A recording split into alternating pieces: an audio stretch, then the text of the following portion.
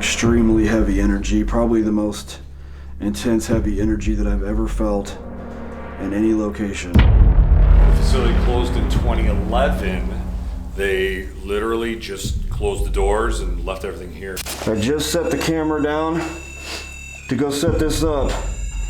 Look, it's getting stronger.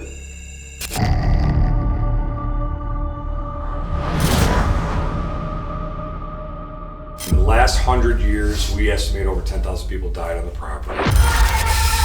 The most recent ones died violently or suspectly.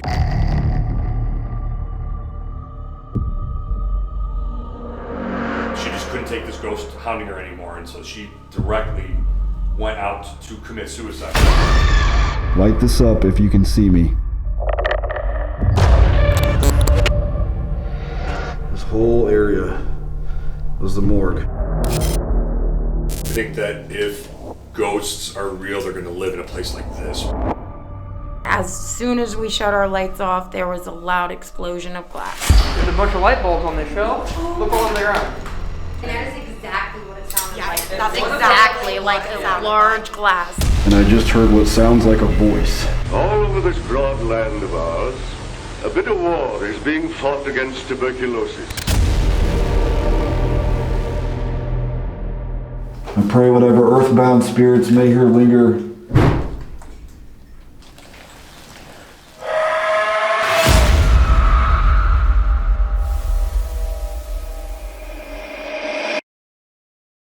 The only way to handle danger is to face it.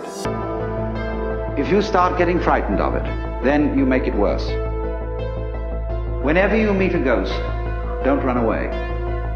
Because the ghost will capture the substance of your fear and materialize itself out of your own substance, and will kill you eventually, because it will take over all your own vitality.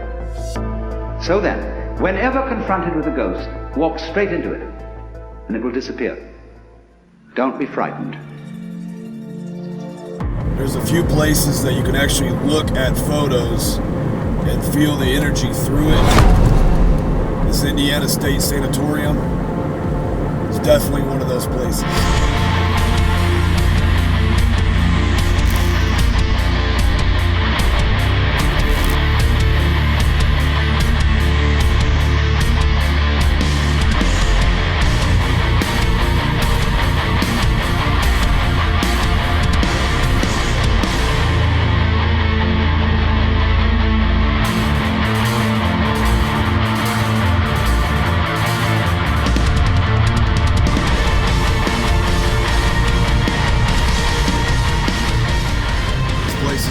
By literally nothing. There's a couple farmhouses out there.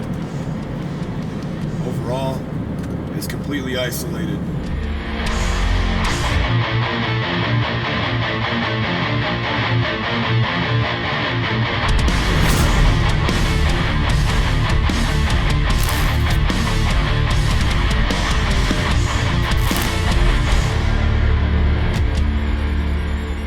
In the early 20th century, science began to rule the day, and the United States felt that it could do a better job at treating tuberculosis. All over this broad land of ours, a bit of war is being fought against tuberculosis. Able warriors armed with modern weapons are on the firing line. Tuberculosis, or consumption as it was known back then, had been a scourge of mankind for centuries, if not millennia. After the Civil War and the advances in medicine, they started on a crusade to fight and to cure tuberculosis. And part of that crusade, they constructed a tuberculosis sanatorium around the country. So after a statewide search, they settled on Park County in Rockville, Indiana, to build the sanatorium. They started construction by laying the cornerstone of the building that we're in the summer of 1908. The first patients in the facility were accepted in 1911. The first floor was all administrative offices. Originally, when the building was built, the second floor was doctors' offices. There's 2 suites on the end for doctors with families, and then there's some rooms for bachelor doctors. Third floor was a dormitory for nurses, and I think they had up to 4 nurses per room. The Indiana State Sanatorium was a self-sufficient community. Everyone that worked here lived here. People didn't go commuting back to the town. They didn't want tuberculosis to spread. All cases of tuberculosis weren't symptomatic, and so you could be an asymptomatic carrier, and so that's why they would keep their orderlies, the people that work in the dairies, the doctors and nurses would remain here on the site along with the patients. This is pretty much the condition of all the rooms on the property when we came in. And you can see they left the phones, the computers, they left all the files, they left everything here. There were 3 wards on the site. There was a children's ward, a women's ward, and a men's ward. Each of the wards had between 60 and 80 people at different various times. New wards like these give patients an atmosphere of light, of hope, of comfort. Ingredients important to recovery. The early 1920s, they went on a major building spree and they built a bunch of additional staff housing. They built schools for the tuberculosis children's. In the 1930s, they built a large new tuberculosis hospital with operating rooms, with x-ray machines, with whirlpool baths to try to break up things. And so they tried about everything. They did surgeries to remove ribs to allow the lungs to expand. There was not many treatments for tuberculosis that they didn't try. Tuberculosis must be seen before it is heard, say the doctors. That's why they urge all young people to be tested with tuberculin and to be x-rayed if positive. The trained eye of the physician sees the damage already done by tuberculosis. They were always looking for cures and better treatments for tuberculosis. The records show that when the facility first opened, up to 75% of the people would die annually. Only the worst cases came here. But 10 years later, there was probably only an annual 10-15% death rate. Up until 2011, the coal burning power plant was operational, and it provided electricity and steam, which provided heat to all the buildings. So in order to maintain the pipes, they had to have tunnels that the engineers could get to. So this is the basement of this building. So if you go this way, this led to the women's ward, and this way led to the men's ward when the buildings were built. They did have a morgue here. People passed away here all the time. This is where they would bring them. Nobody's buried on the property that I know of. There's no potter's field or unmarked graves or anything. This room is obviously like a cooler, and the shelves have kind of been repurposed. They started storing records in here. Early 1960s, they cured tuberculosis, but then they tried to convert the facility to the Indiana Hospital for Chest Diseases.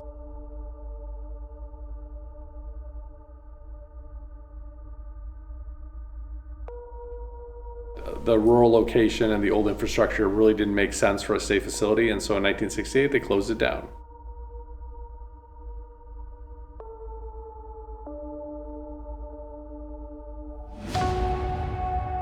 The next stage in the history of this facility was Allen Bryant.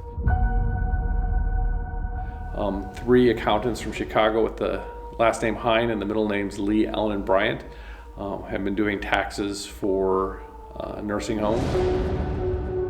They had made an agreement with Park County that if they moved here, that Park County would then close its existing nursing home and move all its patients here. They finished it. They had hired their 100 employees. They got the power plant up and running. They were all ready for patients, and they said, okay, Park County, please send us your existing patients. And Park County said, I think we've changed our mind. I think we're gonna keep our existing nursing homes open. As luck would have it, up in northern Indiana, a state hospital, a state mental hospital is closing and had about 200 patients that the state was desperately looking for some place to house. And they asked around the state, says, can anyone take a few mental patients? And Allen Bryant said, we can take them all. And so the state happily moved about 200 mental patients to the facility. The county was not particularly happy about this circumstance because they were expecting an old folks home, and they instead got mental patients. For its entire operation from 1978 to 2011, the facility was a dual-use mental hospital, residential mental hospital, and a nursing home. When the facility closed in 2011, they literally just closed the doors and left everything here.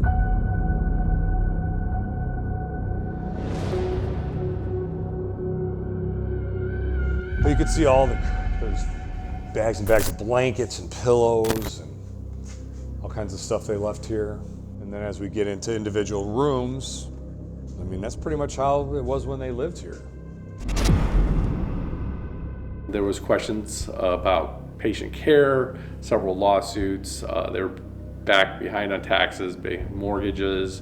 The state of Indiana was being delinquent in paying them. Lawsuits were flying every which way. And in 2011, the facility rather suddenly closed. I met a woman who was a nurse, and a patient had gotten behind the nurse's station and had cornered her and sexually assaulted her. Several of the staffs were attacked by the patients. Nurses were raped. The murder half of the murder-suicide occurred in the tunnels below the administration building. The suicide half of the murder-suicide occurred over in the power plant and right in front of the boilers. The police, when they arrived, didn't realize that a murder-suicide had occurred and thought it was a mass shooting event. And then from here, we move into the 5-story building, which was the mental facility. So this was the cafeteria for this building. And so this building housed groundskeepers, the laundry staff, anybody that worked here, the cafeteria staff, everybody who worked here lived here in this building. 1976, the facility reopened as a mental hospital and a nursing home, and this building then was used to house the mental patients. So there was one patient that got up onto the roof, then he climbed onto this is a 5-story building, but there's a little room on the top where the elevator shaft is. So he climbed up on top of that and jumped and landed on this awning. They found a patient not very far from here who was hanging from a tree, and he had carved like MS plus SF in a heart. So he was like in love with a woman, I assume, and maybe she didn't love him back, and he carved that in the tree and then hung himself from the tree. Stories of neglect of patients at Allen Bryant are rife in Park County. No one works at a nursing home or a mental hospital because they want to get rich. It's kind of grueling work, emotionally taxing. Was the situation ideal? Were they given all of the resources that they could have? Probably not. There were too many suicides and disappearances of people walking away for a mental hospital, and so there were at the time concerns about the quality of care. I talked to one lady who is actually like our closest neighbor, and one or two houses down from her, the woman was on vacation and she came home from vacation, and the glass in her front door was broken and there was blood on it, and she went in and a patient had broken the door to get in and was like living in her house and was wearing her robe, eating Cheerios, watching her TV, like bleeding everywhere. There was a younger woman, she was in her like mid to late 20s. She was here against her will, and she went out in December naked and went over to the water tower. That woman was being hounded by the ghost of a nurse, like a 1940s, 50s nurse with the hat, the white uniform. And she was hounding her to make her bed, to clean her room, and she just was making her life miserable. And she told her family, she told the nurses, she told the doctors, and I think nobody really believed her because she was crazy. She just couldn't take this ghost hounding her anymore, and so she directly went out to commit suicide. Just to sit there in the building and think, okay, someone with mental illness was sitting in this room, and being badgered by a spectral nurse to clean her room. And it's like, okay, that's weird, because this building where she was actually nurses' dormitories in the 1950s. The first floor and the second floor were for general patients, men and women. The third floor was for women who couldn't get along with men. The fourth floor was for men who couldn't get along with women. And the fifth floor was for men who were deemed to be dangerous.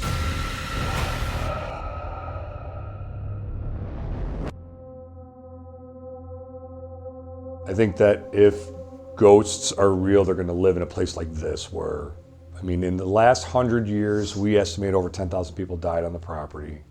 Many of them, the most recent ones, died violently or suspectly. I can imagine the suffering that went on here.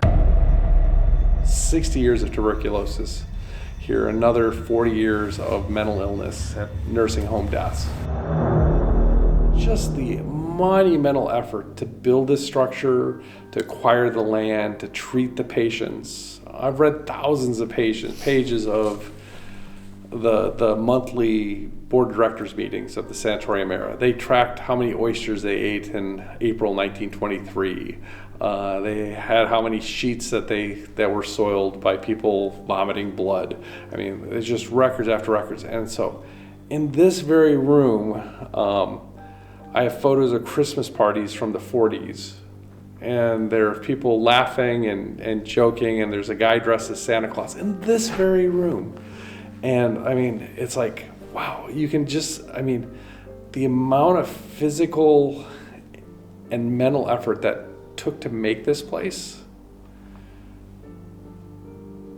it's just, if you sit here and just think about it, it's overwhelming. I mean, millions of man hours, tens of thousands of man days were spent here trying to keep people alive, to cure tuberculosis. These people had loved ones that they lost in car wrecks. These people had patients that were here for 10 years and then died because there was a cold. There was a horrible story that in the 30s, they lost 3 women in the women's ward because the heater failed. And 3 women in the women's ward froze to death. It devastated the staff here. They felt like they totally failed them. I mean, it was just total devastation. And so you can picture someone was sitting probably in one of these offices. That was the doctor's dining room, right in that room right there. And so for 60 years, a staff of doctors sat in there and talked about the patients and how they're going to care for them. But they also talked about their golf and their loved ones and how their kids are disappointments to them. And all of that is kind of tied up in this place. And if you sit here and you think about it, it's just like overwhelming. And so if a place is haunted, it's a place like this. As a filmmaker and paranormal investigator, I set out to pull back the veil of the Indiana State Sanatorium to find the story, a glimpse into the past. What I found were human lives searching for hope, drowning in uncertainty, loneliness, and for some, neglect. Families, children, separated and torn apart by a deadly disease. My fellow man seeking comfort, kinship of strangers, only to watch them pass away or move on. Mental illness running rampant at Allen Bryant, scandals, suicides, and murder. While some may feel positive about their time on these grounds, others would describe it as a hell on earth, a perpetual nightmare spanning over a century. As an investigator, I ask the question, what could be attached to this location? With all of the suffering, tragedy, and mental illness, is the energy forever stored within the building, echoing the past? Or are intelligent souls choosing to remain in their former home?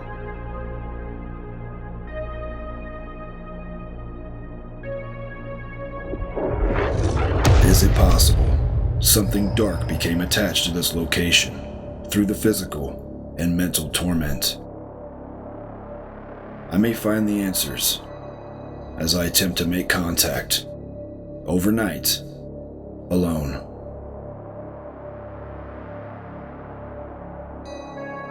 Stepping foot inside, surrounded by decrepit walls, I can feel what I describe as intense spiritual energy, uneasy, restless, dark.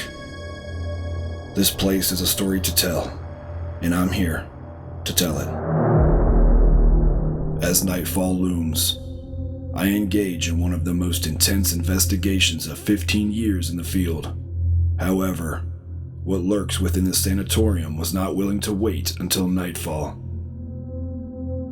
During filming of this production, the acting crew and I had numerous encounters of being touched, hearing voices and loud bangs, even objects thrown. We all agreed we were not alone, and perhaps bringing out the residual emotion on film stirred up the activity. You all walked up to the 3rd floor, and I was walking the 2nd floor, and I thought one of you was behind me about all the way down the hallway and was messing with me and whispered, "Hey." It was, "Hey." And so I said, "Hey," and no one was there, so I thought someone was playing a prank on me, and I came up and everyone was up here. That is what happened.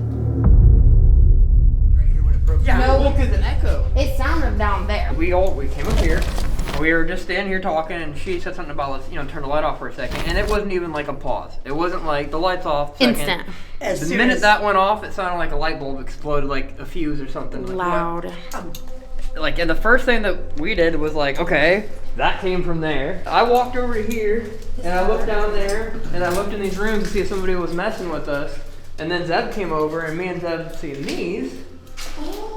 There's a bunch of light bulbs on this shelf. Look all on the ground. Okay. And that is exactly what it sounded like. That's exactly like a large glass.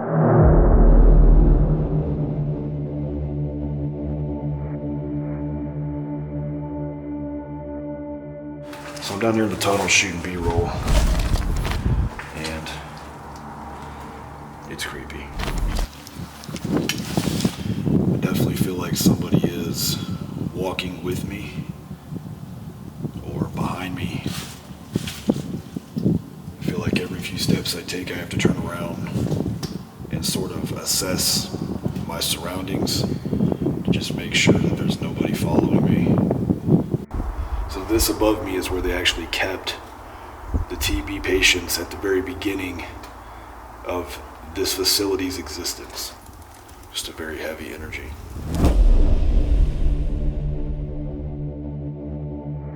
With dusk rapidly approaching, I made a final sweep of the buildings with members of the production crew to ensure no living elements would disrupt me during the investigation.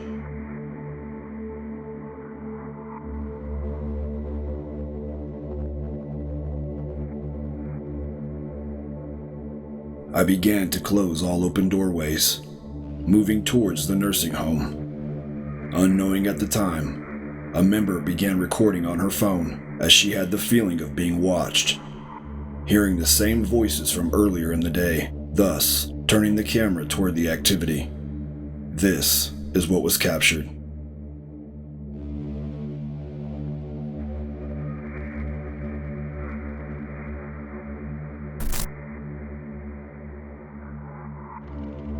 You can see what appears to be a mist-like anomaly near the nurses' station.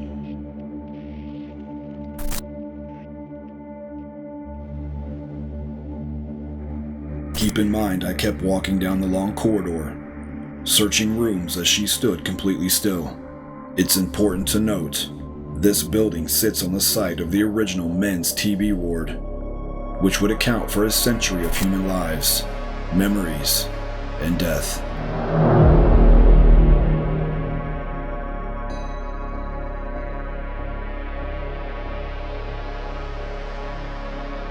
As the final vehicle departs from the long road leading to the sanatorium, I am now officially alone.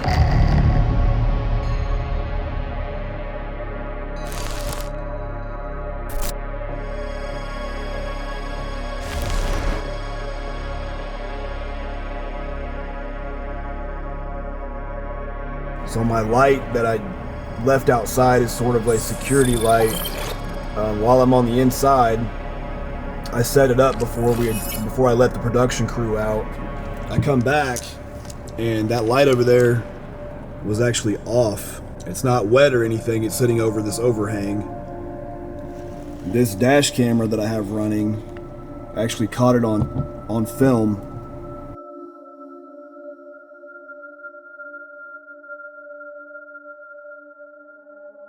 And it just shut back off right when I was getting ready to get out of the car. And I'm right beside the tunnel entrance. I just put batteries in this before I set it up. For whatever reason, it just keeps shutting off and turning back on. So somehow the battery's drained. I'm not saying it's paranormal, but it's something to keep in mind.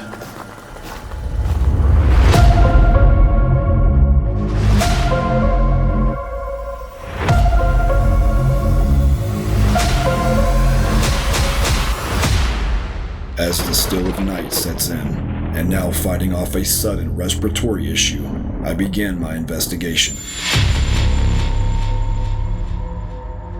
Walking the path behind the buildings, peering into the dark woods, thoughts of psychiatric patients hanging from the trees, hiding from the staff, and other nefarious acts creates an eerie vibe in an already intense situation.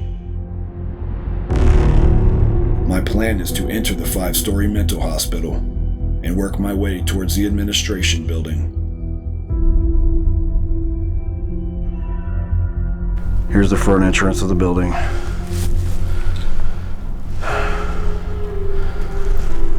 Here we go.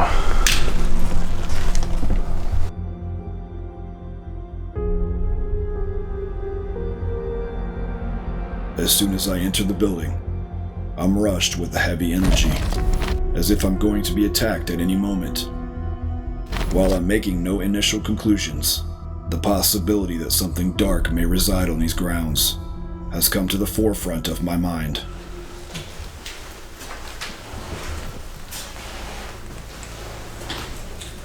This is the first floor. I just heard something. Hello?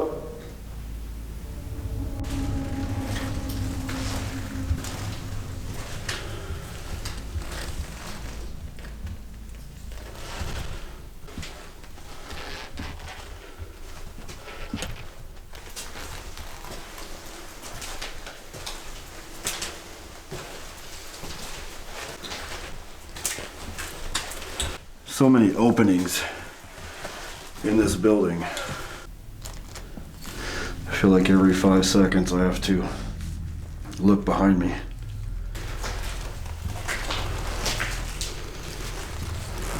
There's so many doorways, so many hallways.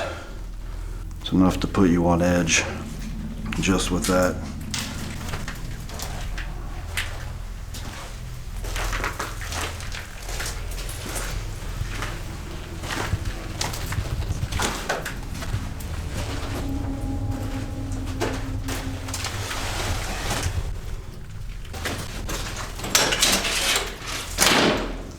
Is there anybody up here?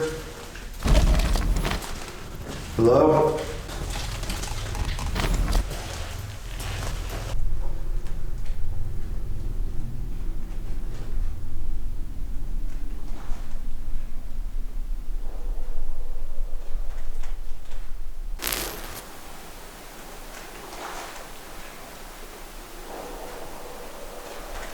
Upon reaching the second floor, multiple loud bangs are heard.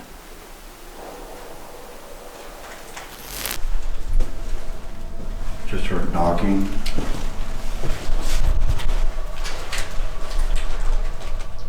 Hello?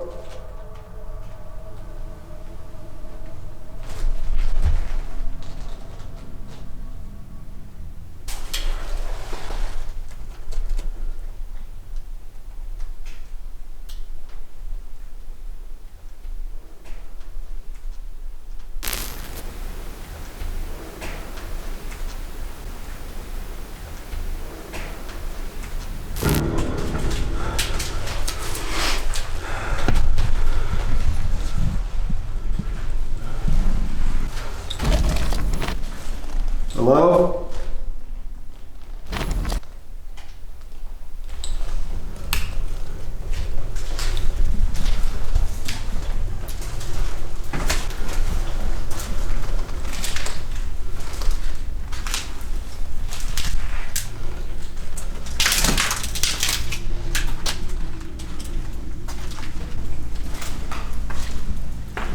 Such a massive place.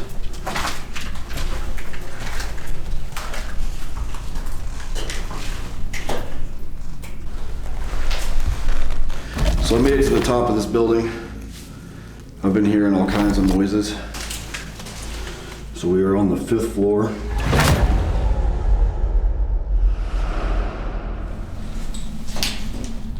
Traditionally, this is where they would keep most of the dangerous patients, as it is with most hospitals.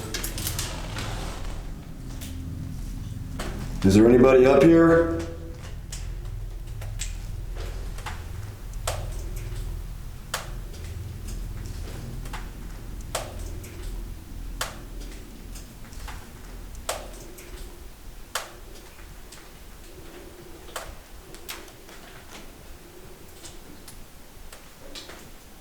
I think I just heard a man's voice.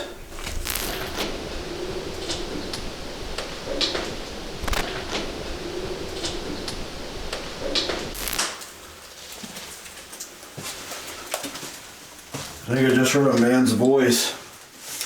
Who was that? Who was that? Who was that? I'm up here to document the history of the building. The history of this establishment, and to tell your story. I know some of you have been forgotten.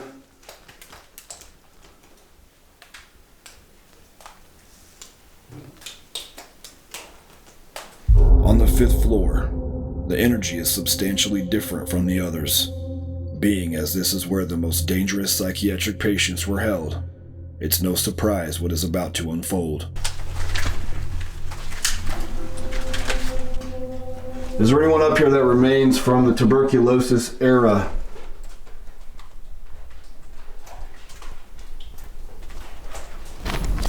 Is there anyone up here that remains from the tuberculosis era?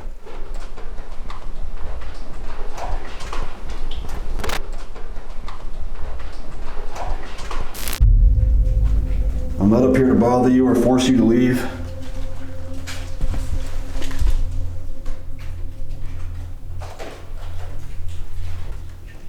What happened to this place?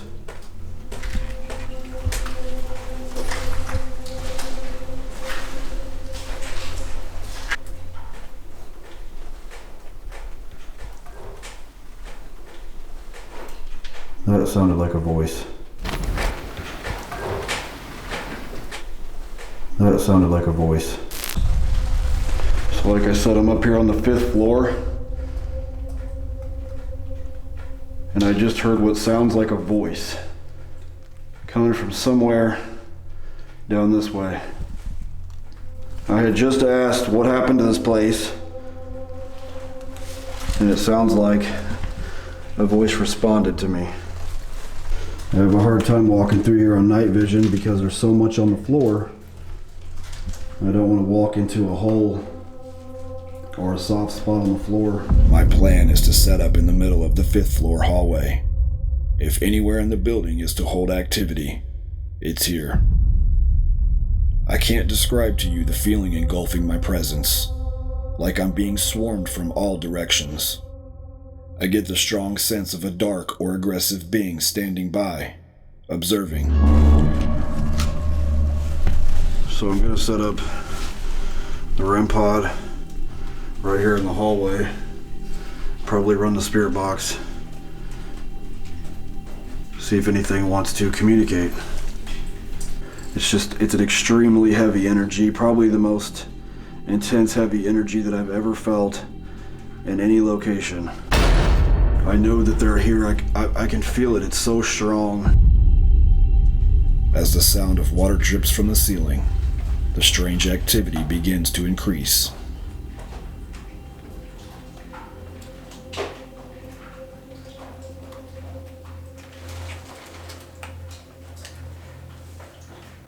Sounds like footsteps coming up the stairs.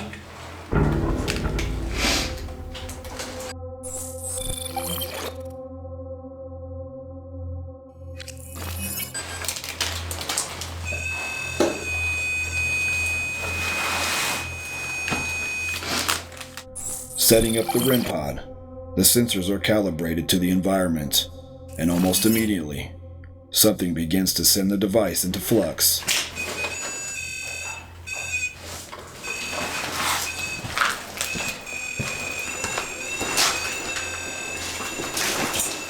Look, it's going off. I just set it up and it's already going off. There's nothing around it. Nothing. I just set the camera down to go set this up. Look, it's getting stronger. This is not a false positive. As you would see, the malfunction is a steady green light. This is something breaking the energy field in variations of intensity. Keep in mind there is no electricity in any of the buildings, no working pipes under the floor, and I have no cell phone on me.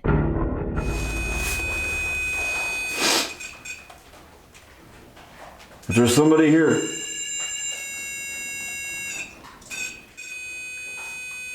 Make all the lights light up. Whoever's around that device, light up every light. If you know how to do that, the closer you come to it, the more it will light up, the louder it will be.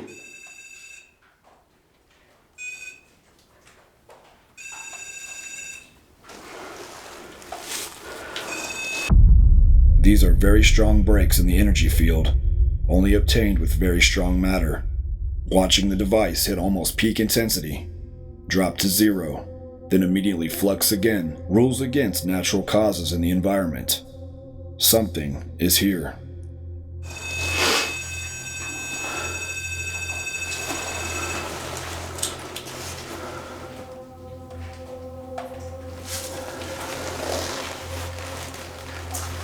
Are you still there?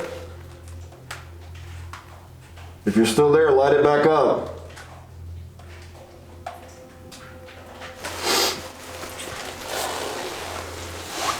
Now it's stopped. If you wish to further communicate, use that device again just to let me know.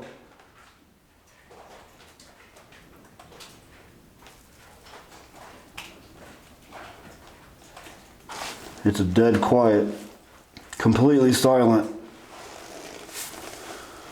If you're still there, light up that device.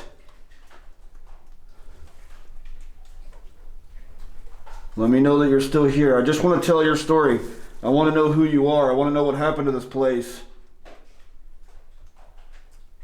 I know some of you have been neglected, forgotten, abused.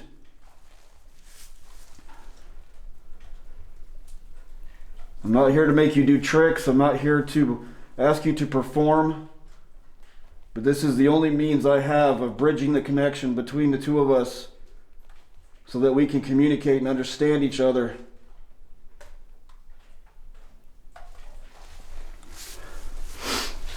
I know a lot of you went through tragedy here. A lot of misery.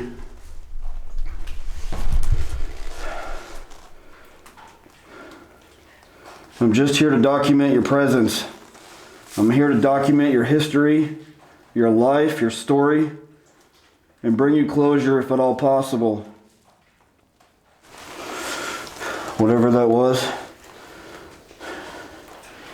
it's like it just left. As the Rimpod activity ceases, other activity begins. You can see me checking down the hallways with my flashlight, as I keep hearing strange noises in both directions.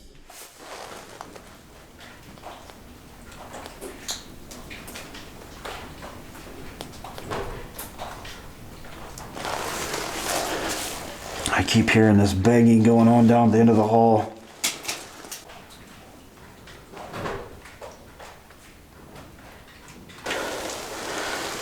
There's no wind outside. Nothing should be causing it. Do you want me to leave this floor and leave you alone?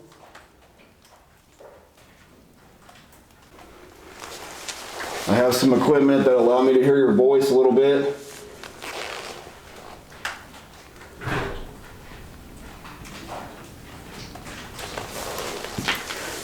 Now I know that you heard that. That was the loudest bang I've heard so far. With no wind and previously closing all open doors, this remains unexplained.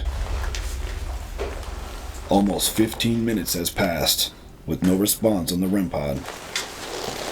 I'm just going to show you that the device is still functioning.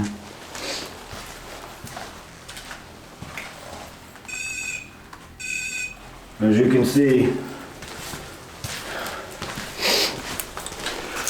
the device is fully calibrated. There's no issues with the device. You just saw me make the device go into flux. So I'm going to turn on the Ovilus.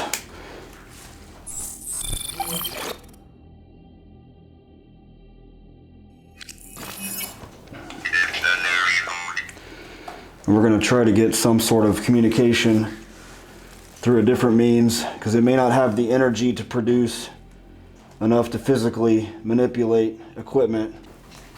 Do you have a message? There's something that you want to say? You can use this device in my hand. It will help us communicate with one another.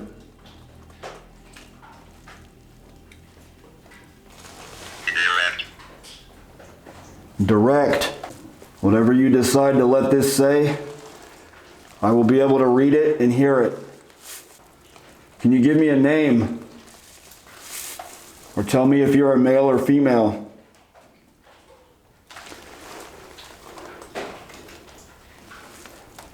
I know this was once your home. It says Paul. I just asked for a name and it said Paul. Is your name Paul? Is your name Paul? Is your name Paul? I come by myself out of respect for the building, out of respect for you all, the ones who deserve that respect.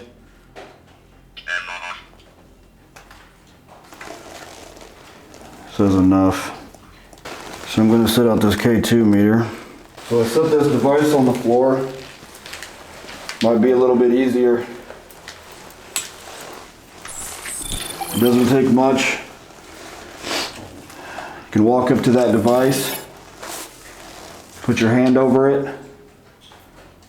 It'll light up a little bit and let me know that something is there. Or you can push it over. What happened to you up here? Why were you up here on the 5th floor?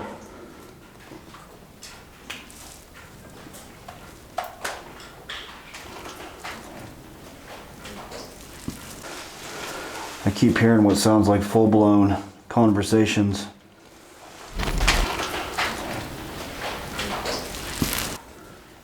Why did they keep you on the 5th floor? Did you deserve to be up here?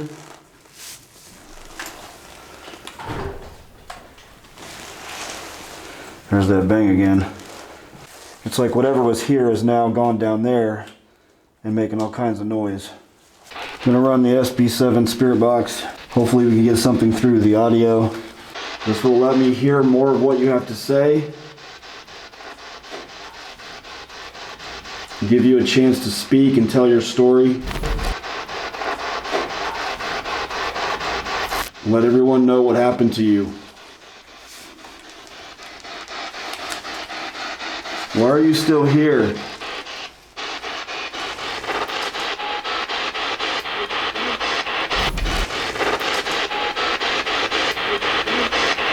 What's your name?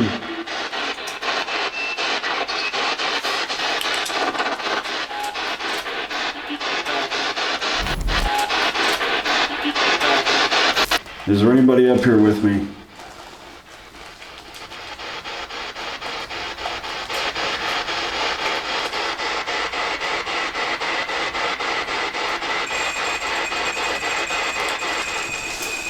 It's going off again. After 40 minutes of no Rimpod activity, the spirit box went mostly silent. The Rimpod is once again going into flux. You see how long we waited?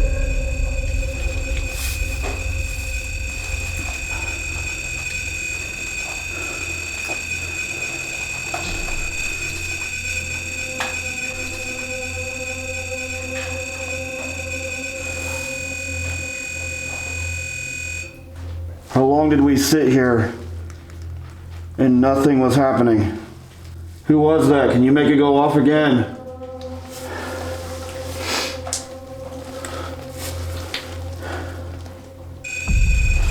There it goes. There's nothing around this device. Nothing.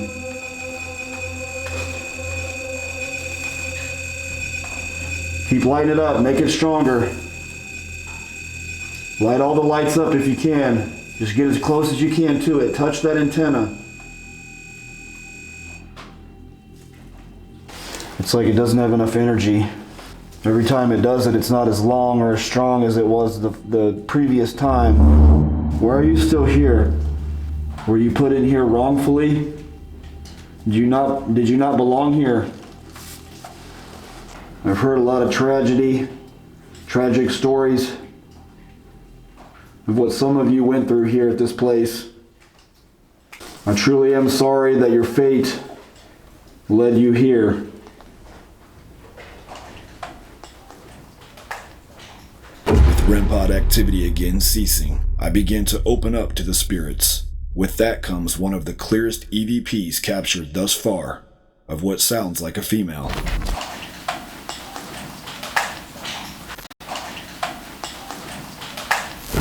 I'm not going to be up here much longer.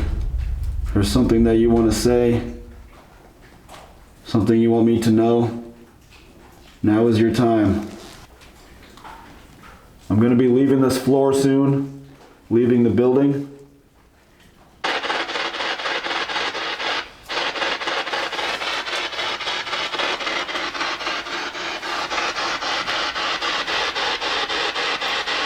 When you come through this, it's going off again. It's going off again. Get as close as possible as you can to the device. It will not harm you. Stay with it.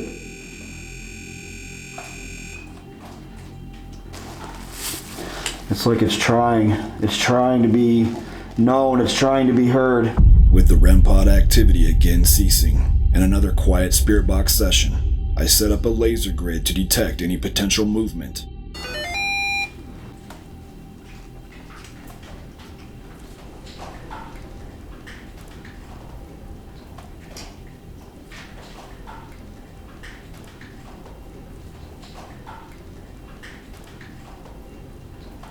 I just set this laser grid up to see if could potentially get some sort of interaction.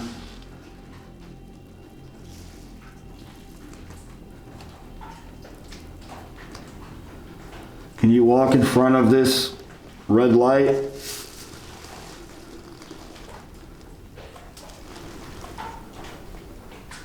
Or you can light that device up again. Are you still here?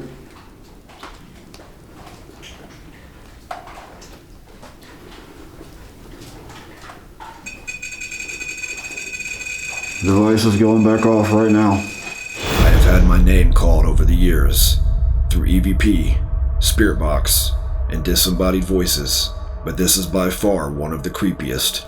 Are you still here? Are you still here?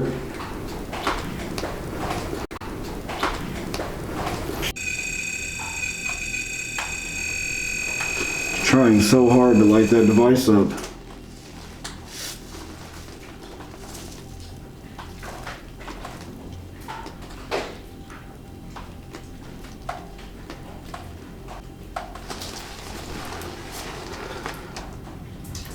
This is the last chance for you to light that device up.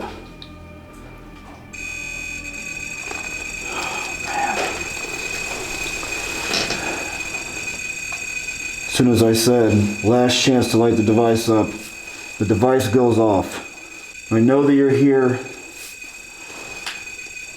I know that you want to be heard. I wish I knew who you were. I know that the owner is working on finding out as much as possible about what went on at this place. Another bang.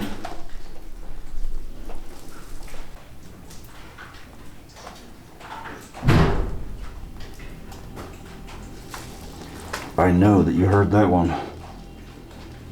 That was the loudest one so far. I pray you find peace. Pray you find closure. Sorry for everything you went through.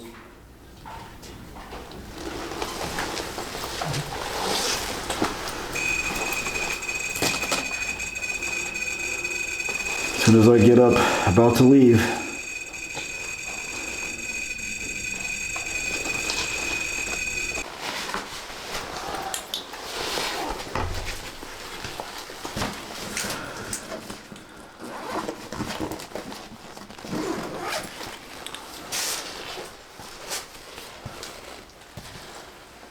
whatever was there knew I was on my way out of the building, thus doing everything to get my attention. Pay attention to the K2 meter on the floor.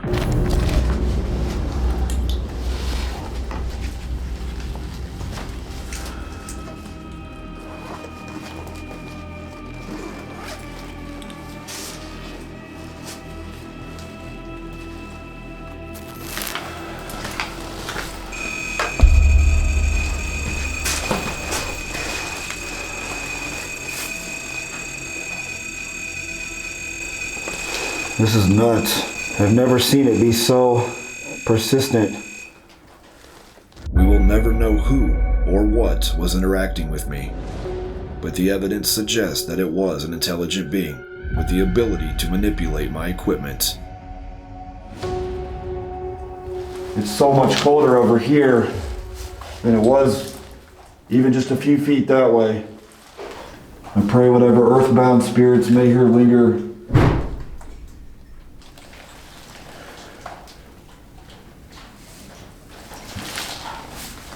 by the authority of Jesus Christ, that your angels convey you to heaven if you so choose to leave this place.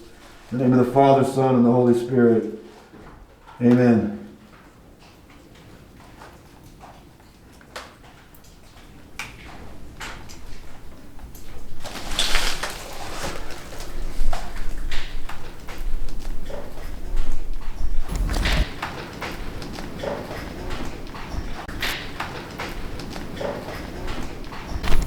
Right as I was about to do that liberation prayer, the loudest bang. There it is again.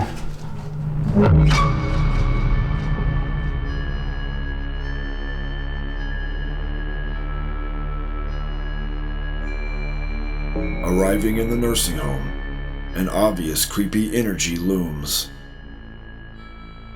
I immediately feel like I'm being watched, and also not wanted.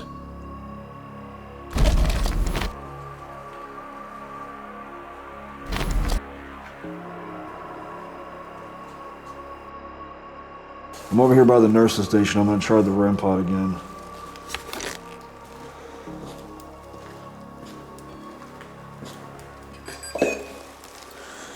Okay, so I put it there on the floor.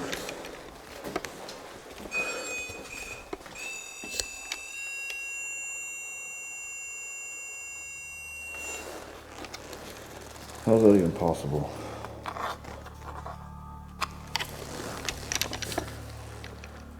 If it goes off again, then maybe. Is there someone there? Did someone just turn on that device after I walked away?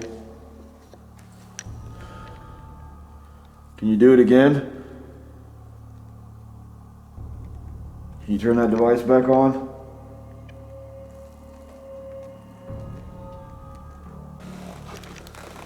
Okay. Be right here in the middle and look down every hallway. It's a weird feeling. You feel very exposed. So they said there was a patient here that killed herself because she felt like she was tormented by some sort of spirit that was already inside of these buildings. Can you speak to me about that? What happened?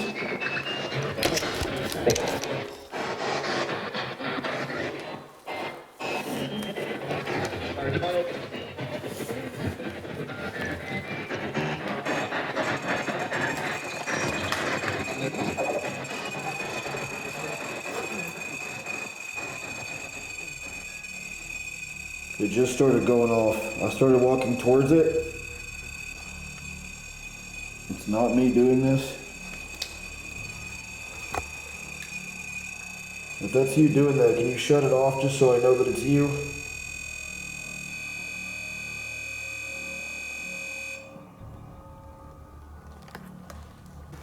Who just turned this device on? Can you give me your name?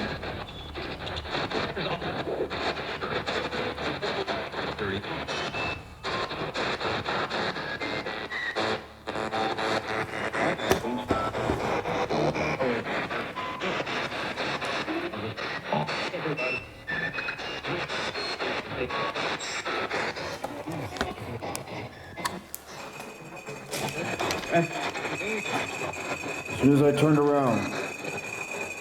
Who's doing that?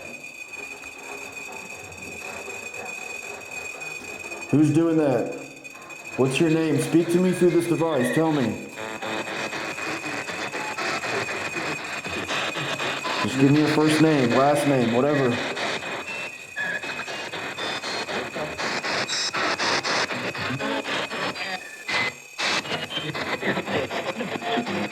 What's your name?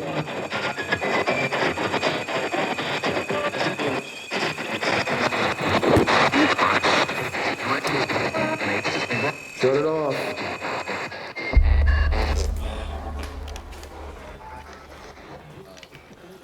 It just shut it off as I asked it to shut it off. Who's turning on this device? Can you give me a name?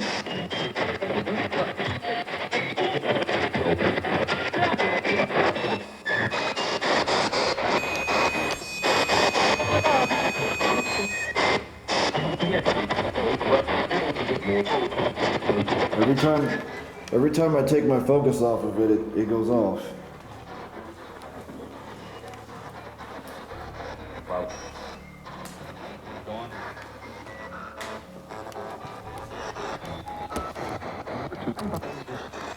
See? Every time I walk away, it starts going off. What's the deal? Why do you keep turning it on as I walk away? At this point, I start to feel like whatever this isn't friendly and is starting to mess with me.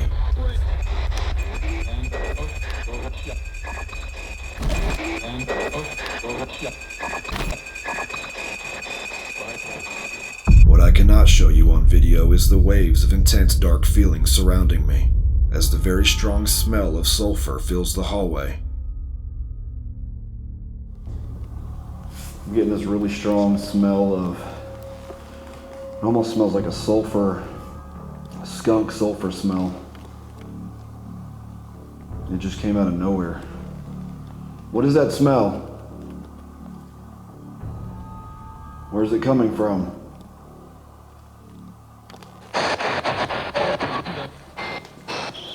Where are you at?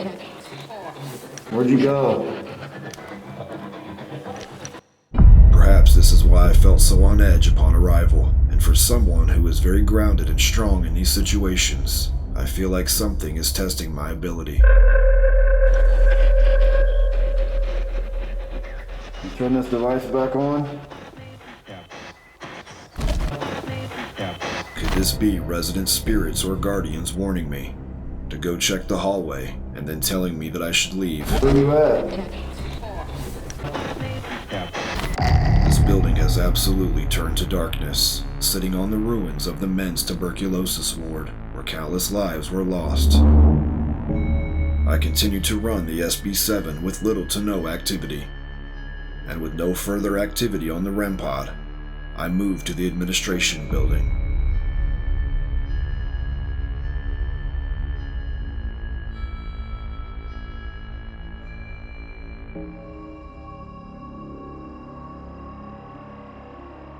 I'm assuming that this was built by Masons.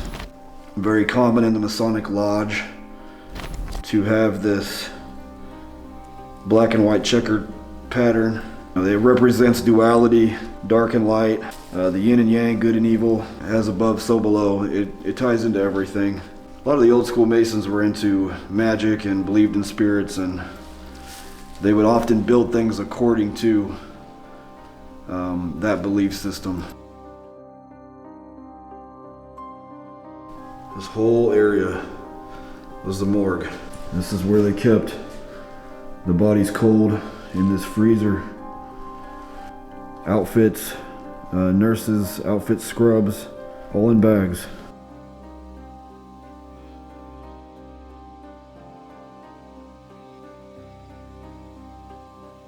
It's the first time I've ever seen one like this. It's very old.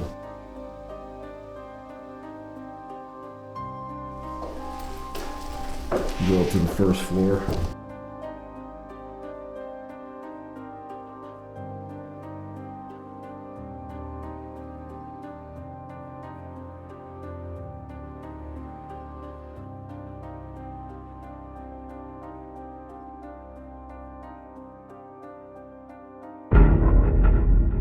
Alright, so I'm gonna run the spirit box again, see if we can get an audio response of some kind, perhaps a name. Who's here with me right now? Who are you? What's your name?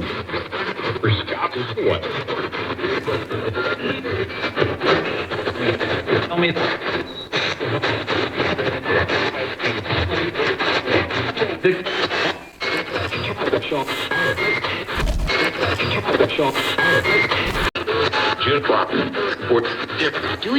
That was a name. I need a name. I need a last name so we can look up the records and see if we can find you.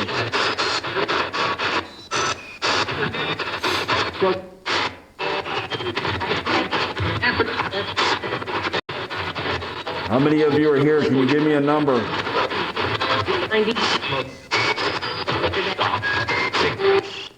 How many of you are here? Once again, can you just give me a number, please?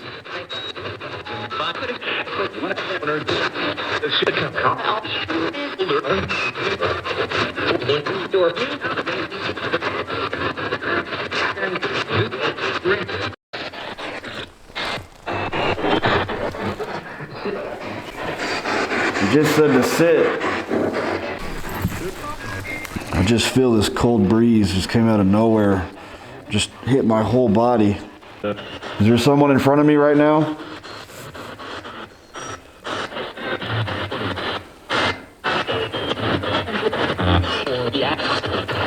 Said yeah.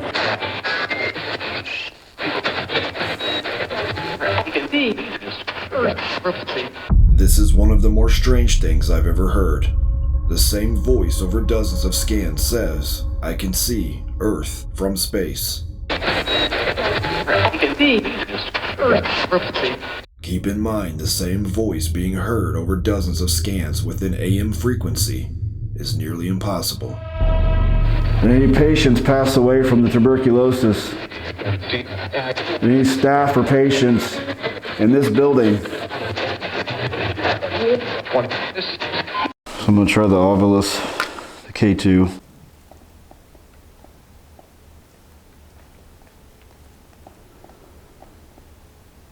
Almost immediately after turning on the K2 and Ovilus, my on-camera light with nearly fully charged batteries began flickering.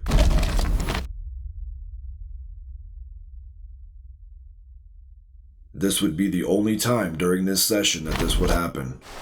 Can you give me a message through this device? Something you want the owners to know, people who come in to try to restore this place. I'm going to set this device here on the floor. Feel free.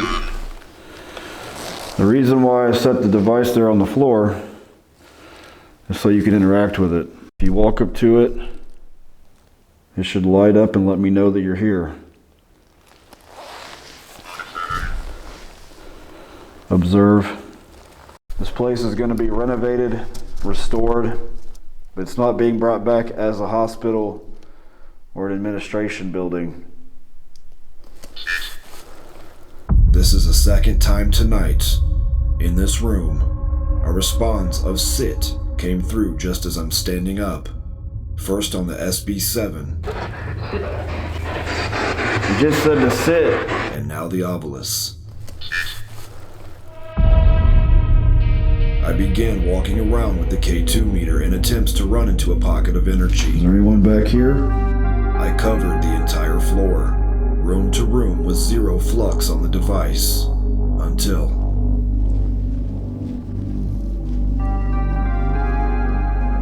Just had to spike off camera. Can you do that again? Just so I know it was you. I had it like right here. It went all the way to red.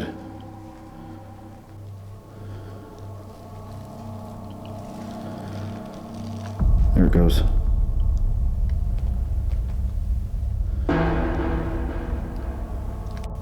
There's nothing here. I'm in the middle of the room. Keep interacting with this device. It helps me validate that you are here. There you go. Can you get it all the way back to red again? Come as close as you can to this device. Notice the K2 is responding to my questions, indicating something intelligent and observant is interacting with me. Again, I'm going to show you there's nothing in my hand. There's nothing around me. This building has 0 electricity.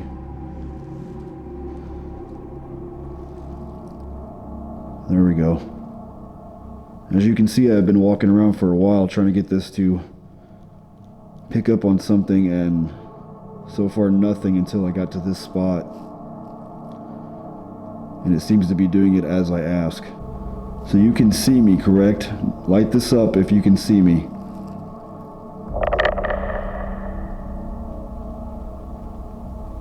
The high measurement when asking this question is amazing, sending chills over me, knowing something that I cannot see is potentially standing right there with me. And just like that, the K2 meter goes silent. Despite multiple attempts, not a single flux was observed the rest of the night. So even with the K2 not going off like it was over there, it further validates that whatever I did experience was not natural. There was no consistency other than when I asked, which demonstrates a form of intelligence. Something unnatural was interacting with this device. And notice the Rimpod, which was going off frequently in the 5-story building, hasn't gone off once during this session. It's now 3:30 a.m. as I move into the upper floors of the administration building.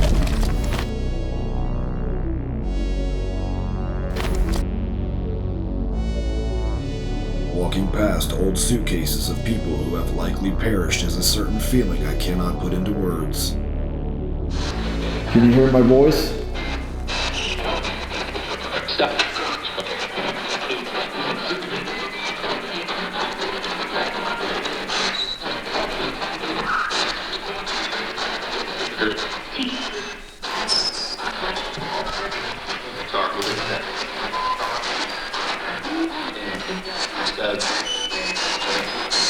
What's your name?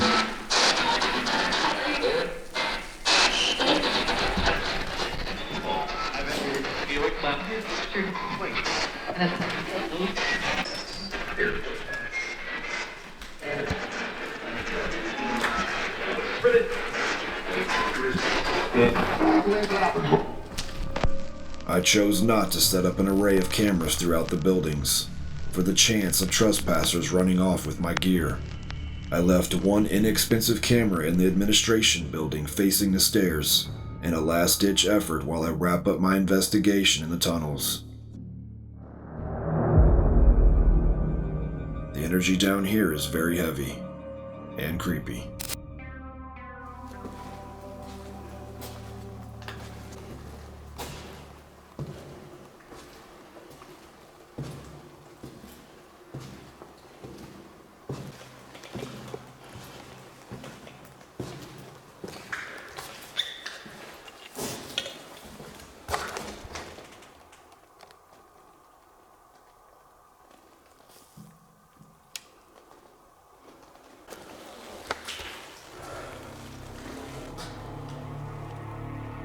Actually frozen to the ceiling.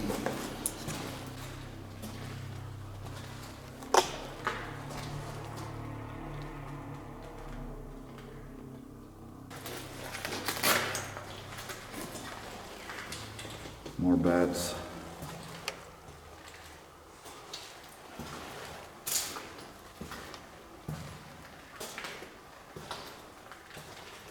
Anyone down here?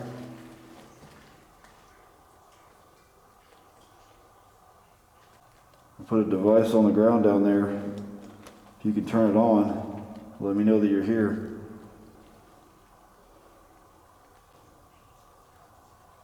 While not much activity in the tunnels, a very different scenario is playing out in the administration building. The longer I look at it, the stranger it gets. Roughly 30 minutes after leaving the administration building, what appears to be a white mist-like apparition moving from left to right behind the doorway of the doctor's office. Note the area around it almost illuminates, as if whatever this is emitting its own light. With the low quality, it's not solid proof of manifestation, nor am I claiming it to be such. However, with me being in the tunnels, far away from this room, what could this be? Is it possible some trespasser braved the 25-degree temps, freezing rain and snow, to walk around outside with a flashlight? Perhaps. What I can say, given the amount of activity and previous evidence gathered from not only this building, but others as well, it's possible something from another realm of existence was visually present in this moment, allowing a glimpse of something paranormal. Something to note, earlier a response came through the SB7 that said door. Is this simply coincidence or something more?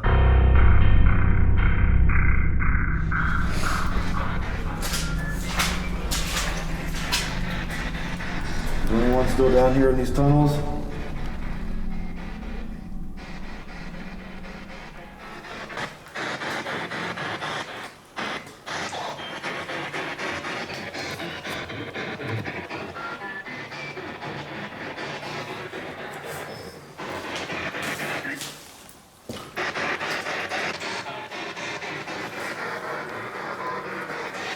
To make the climb up.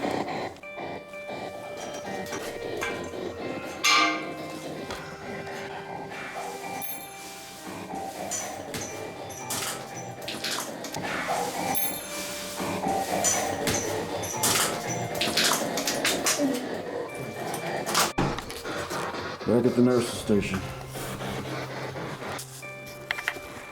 So just came out of the tunnels, wrapping the investigation, and it is daylight. No sleeping on these investigations.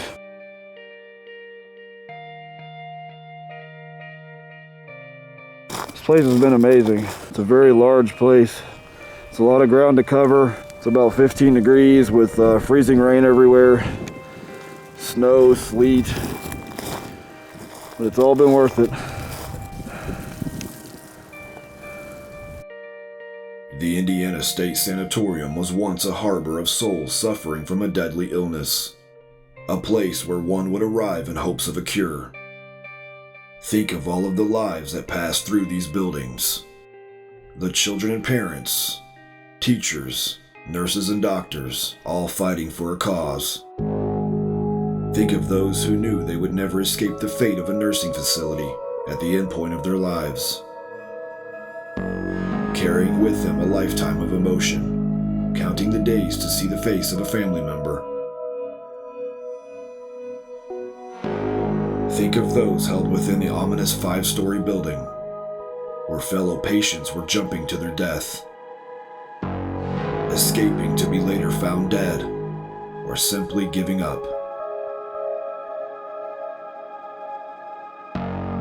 Perhaps those same souls are still here, residing in the place they called home for so long.